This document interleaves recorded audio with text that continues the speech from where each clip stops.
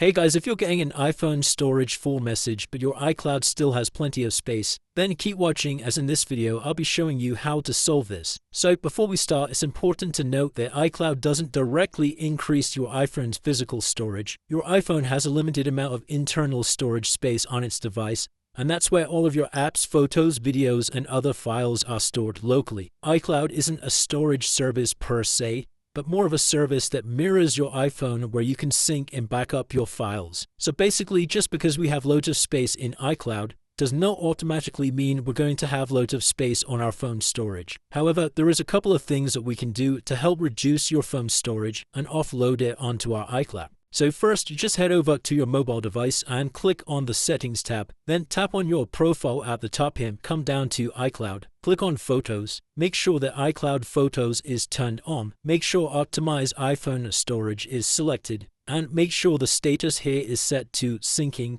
If it's paused like mine is here, then just go ahead and press Sync Now. Then come back out of this window. Come back over to the Settings menu. Come all the way down to General. Come down to iPhone Storage. And here you can see all of the applications and files on your device that's taking up all of your storage. So this could be quite useful when trying to save some space. But what you can do here is come down to your applications at the bottom here. Make sure your apps are sorted by which ones are consuming the most amount of data. Then go down this list of applications, and if you see any apps inside of here that you don't use on a day-to-day basis, then what we can do is just click on the application like so and click on Offload App. Confirm by pressing Offload App, and what that's going to do is it's going to free up storage that the app's using, but it will keep all of its documents and data. And the next time you do load this application up, all of your data will be restored. It's just a nice way to basically save data on any applications that we don't really use too often. Obviously, you don't want to do this on applications that you use day to day, but some of these applications that I haven't used in weeks, we can definitely safely do it on some of these. And it's as simple as that, guys. Hopefully that helps with the iPhone storage full message. If you did find this video helpful, then please consider dropping a like and subscribing.